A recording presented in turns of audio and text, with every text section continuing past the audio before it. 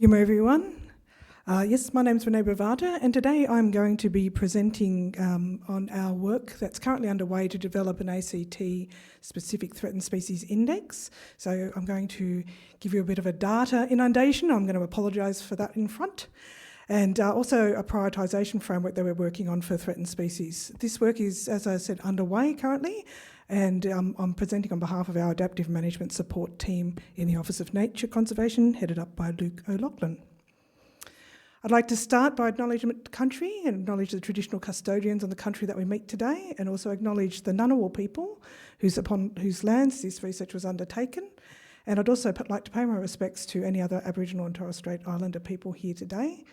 I'd like to recognise the continuing culture and the deep connection to country that First Nations people have, both across Australia and around the world. Okay, so why do we track trends in threatened species populations, particularly at a macro level? Well, as managers of threatened species populations, and many of you here today would be, we get often asked, particularly at 4 p.m. on a Friday afternoon, how are our threatened species tracking? Give it to me on one page. No problem, I'll just grab that for you. Are your management actions effective, particularly with a frown around budget time? Are you actually, not only spending the money, but creating change with the money that we give you? And how do we then focus our limited resources to those species most in need? There's been a lot of discussion about resources today. So those questions come from a variety of stakeholders at any time of the week or day, and they could be from ministers to executives for state of environment reporting or Commonwealth reporting. It could be from need for accountability indicators at our own jurisdictional level. We work closely with traditional custodians, but we also, as a government, as a public service, we have a lot of community interest groups, NGOs, broader community interest in what we do around threatened species. But there's also great interest from our internal staff because they're out there on boots on the ground every day doing this work. They want to know they're making a difference. So the three primary reasons why we would do this is to monitor progress toward desired outcomes. And our desired outcomes for our threatened species are increasing trajectories. We don't want them to be critically endangered. We want the populations to be increasing, area occupancy to be increasing. To guide management priorities to achieve these targets, like I'll talk a little bit more later about prioritisation, but also as a government for accountability and transparency about how we spend our money and what we do. Many of you might be familiar with the National Threatened Species Index. So this index commenced as a project with the Threatened Species Recovery Hub quite some years ago under a NESP grant, commencing in 2018 with an attempt to track national trends over time using the Living Planet methodology. So this is a well-established method globally for tracking changes in biodiversity, using proportional changes over time from a given baseline. So this is at the macro level. So they started with birds in 2018 and went out to all the jurisdictions and compiled the data nationally. Mammals were added in 2019, plants 2020, and I believe it's recently been updated or is being updated with amphibians in 2024. Paints a pretty grim picture, 73% decline since 1985 in threatened species abundance. You can see where the data on the right-hand top right panel, the data representativeness across Australia from all the different jurisdictions. It also gives you information about the monitoring consistency and how taxa have been added over time to that index. One thing that I'd like to point out is that it doesn't include fish, reptiles or invertebrates yet.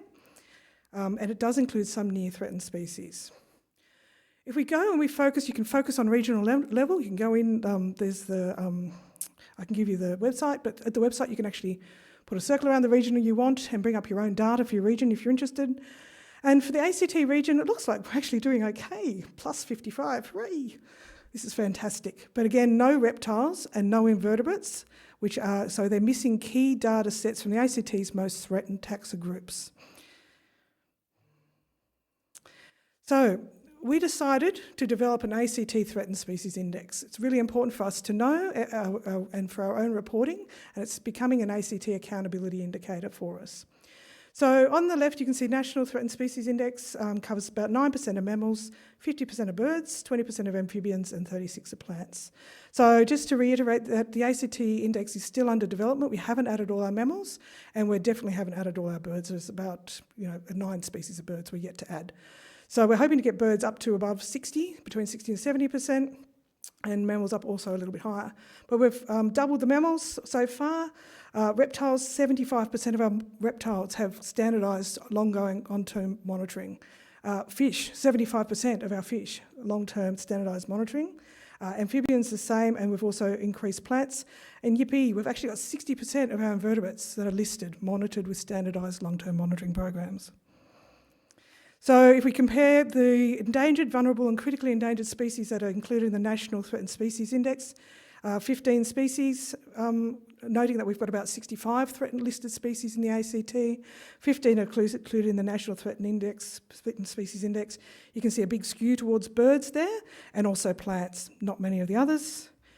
We're shifting to the ACT Threatened Species Index, noting we haven't yet added our birds, but you can see a lot more representation across the taxa, particularly in those that are most vulnerable in the ACT, which is our reptiles and our invertebrates. And these have systematic, site-based and repeated monitoring across all taxa groups, which is very important when you want to delve down into understanding how a particular species is going and link management actions to looking at the effectiveness of those management actions on the species. Okay, ACT threatened species. Our baseline, remembering this is about proportional change from a given baseline. Our baseline year is 2000. Whereas the National Threatened Species Index said we're actually doing well. Yeah, I'm sorry, we're not doing that good. So a reality check for us, we're actually trending very similar to the National Threatened Species Index with a negative 72% decline in threatened species. And this was really, really interesting. Endangered species are declining at the fastest rate. So not our critically endangered, not our vulnerable, the endangered species is where we're missing the boat.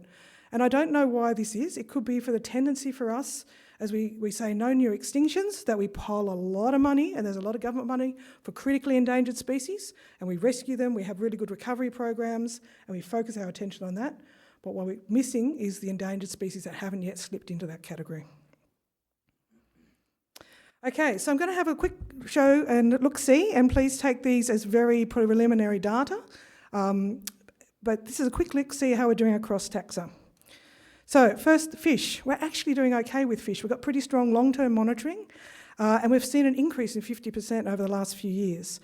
Now, if I look behind that data, that's driven by two species. One species is the Murray cod, which is listed at Commonwealth level as vulnerable, but isn't listed at the ACT level. And it's had some really good breeding seasons, and I think I'm not sure whether it's going to stay listed. I think that's still being decided. The other species, which is really interesting, is the Macquarie perch. So the Macquarie perch has had dedicated $10 million put towards that species over 10 years for recovery actions, including genetic rescue. So it demonstrates, one, where we've got populations that are able to respond to good years and come back themselves, where they haven't yet gone into the endangered category, critically endangered, they can recover. They also have a much better ability to increase when we have good years. And two, when you put money and sustained money in resourcing into something, you can recover it. Okay, I'm going to come down to plants. So plants in the ACT have had a steady decline since the 1990s.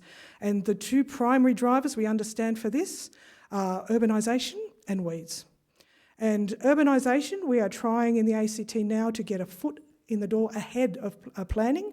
So before they even think about looking at a site to build houses on, it's a huge priority for everybody all across Australia, more housing. We're trying to get the natural values and the biodiversity values as one of the first considerations as people look at a spot to build houses, and to try and make sure that we implement or have integrated into the planning system consideration for natural values.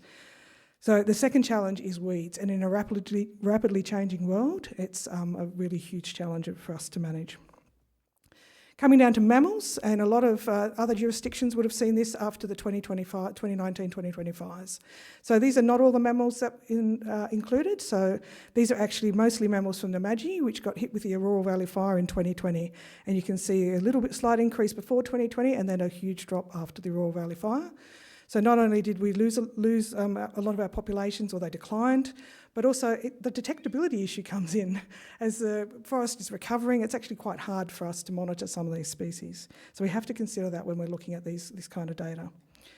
And finally, my favourite, the poor unloved invertebrates and reptiles. And so these are by far our most critically endangered and imperiled two groups, and they are not included in the national index. They have been in huge decline since the millennium drought in 2000 and have not been able to recover. They're mostly restricted to our natural temperate grasslands, and that's where our biggest effort needs to be put. So I'm just going to quickly go sideways here to the ACT Threatened Species Prioritisation Framework and draw your attention to the parallels between both the index, the ACT index, and the prioritisation framework and how they fit together.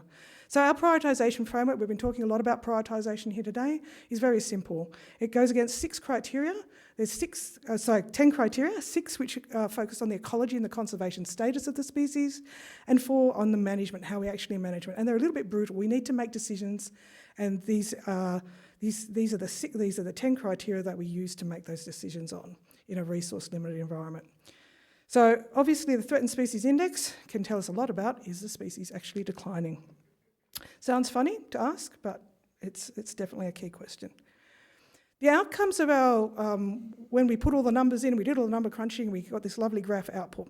What we looked at is conservation score versus management score, and those up in the top right quadrant are actually our priority because they are high conservation status, ecology, locally important, our populations are highly important, but also we get the most bang for our buck for our management. So that we know that when we undertake management, quite often a lot of those actions are covering off a number of different species. So you can see, though, highlighted in red, how many reptiles and invertebrates come into that quadrant. And so the alignment with the actual index is really, really strong, what's telling us where our priorities should be. So I'm just going to wrap up with a few applications. Obviously, the Threatened Species Index has some local use in the ACT. It supports conservation actions and helps us track our species trends. But at the level of the Species Index, which we can dig underneath, it also shows us whether or not our management is working when we tie it to management data at a long-term site that's replicated over a large area, where the sampling is replicated over a large area. At a national alignment, it aligns obviously with the national reporting, biodiversity reporting, and it might also help support coherent action across jurisdictional boundaries. It's going to be publicly available as soon as we've finished it as a tool for communicating biodiversity trends to the public and promoting awareness, and also in general for us to make decision-making about allocation of resources. And it also encourages ongoing monitoring, and quite often resources for ongoing monitoring is actually really challenging to get, but now this is an accountability indicator, we need to keep it resourced. I didn't do any challenges, sorry I didn't get the memo, but I did do some next steps. So we've still got additional species to add. It's going to be automatically updated every year and be available publicly online. We're also undertaking engagement with external stakeholders, particularly ornithologist groups, and who have a lot of really high quality bird data in the ACT. We're developing our new nature conservation strategy this year, and this will be a headline indicator. And for more information, if you're interested, Luke O'Loughlin's email is there on that slide. Thanks, everyone.